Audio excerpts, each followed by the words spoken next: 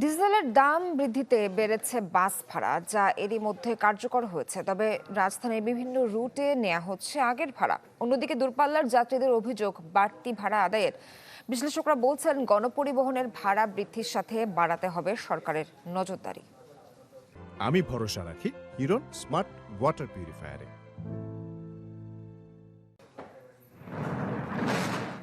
মধ্যপ্রাচ্যে যুদ্ধের প্রভাবে জ্বালানি সরবরাহ সংকটে বিশ্ববাজারে আরও আগেই বেড়েছে তেলের দাম। কিন্তু যুদ্ধ দীর্ঘায়িত হওয়ায় জ্বালানি সংকট আরও ঘনীভূত হয়। এমন প্রেক্ষিতে জ্বালানি তেলের দাম বৃদ্ধির ঘোষণা আসে গত শনিবার। ঢাকা এবং চট্টগ্রাম মহানগরে ডিজেলের দাম বৃদ্ধির কারণে বৃহস্পতিবার ঢাকা ও চট্টগ্রাম মহানগরে এবং আন্তজেলা ও দূরপাল্লার রুটে বাস ভাড়া কিলোমিটার প্রতি 11 পয়সা বাড়িয়েছে সরকার। আন্তজেলা যেখানে 52 সিটের গাড়ি আছে সেখানেও পার কিলোমিটার 11 পয়সা বাড়বে। ঢাকার ভিতরে মিরপুর, ফার্মগেট, শাহবাগ, যাত্রাবাড়ি সহ রাজধানীর বিভিন্ন রুটে এখনো ভাড়া বাড়েনি।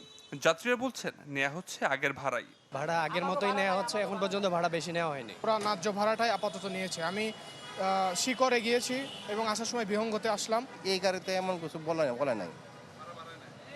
না, আমরা তো এখানে কাছাকাছি যাবো তো আর কি।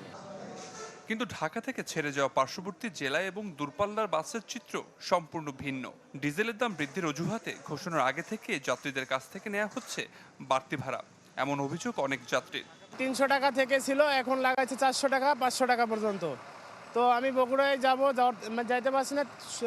গাড়ি ড্রাইভাররা বলতেছে সব সময় যে তেলের দাম বাড়তি। নারায়ণগঞ্জ পঞ্চবটি থেকে আমি গুলিস্তান আসলাম।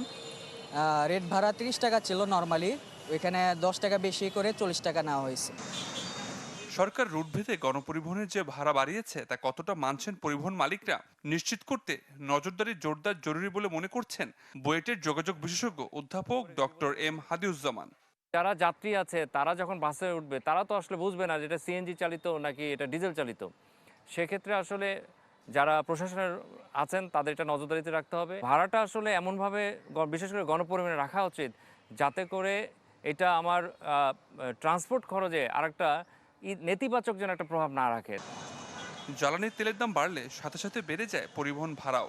এমনকি বাড়তি ভাড়া আদায়ের অভিযোগ পাওয়া যায়।